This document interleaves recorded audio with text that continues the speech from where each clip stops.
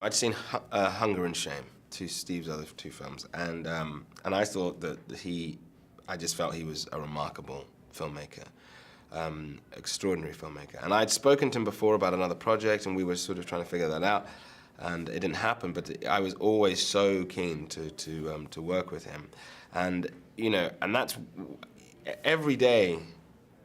You knew it was an adventure. You know what I mean? He's a sort of director that is always looking for more, always looking to get everything out of a day, to get everything out of a moment. He works in this extraordinary way. Because he's visual, but he's also a great communicator. He's a great encourager. And he works really closely with Sean Bobbitt.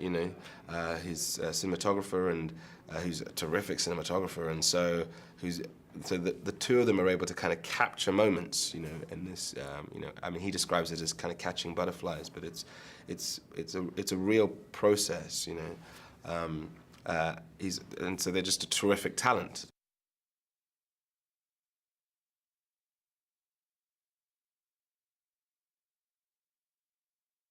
I was lucky as well that we started the process of filming with Michael Fassbender. The first 3 weeks were on the Epps plantation. And that gave me an insight, a great insight into their working relationship and how, what their dynamics are. It's like learning a language. It's like, being a child and learning, how to speak from watching other people. And I was very keen to figure out how to communicate with Steve, and as he was with me.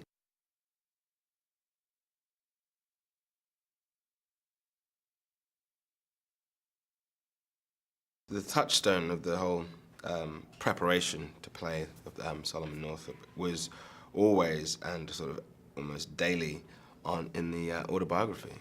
On his kind of his first person narrative, his first-hand kind of primary source document, historical document that was so deep, so poetic, had an extraordinary humility, and really revealed the nature of this man, and sort of trying to get closer and closer to that, trying to get closer to Solomon in that context was the real journey.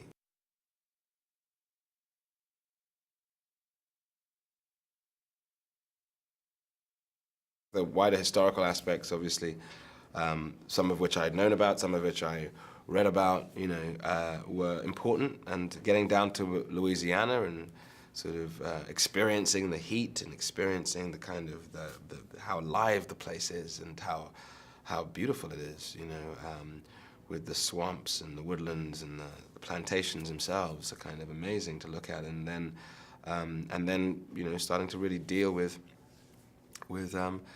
trying to find this character, this remarkable, fascinating, resilient man.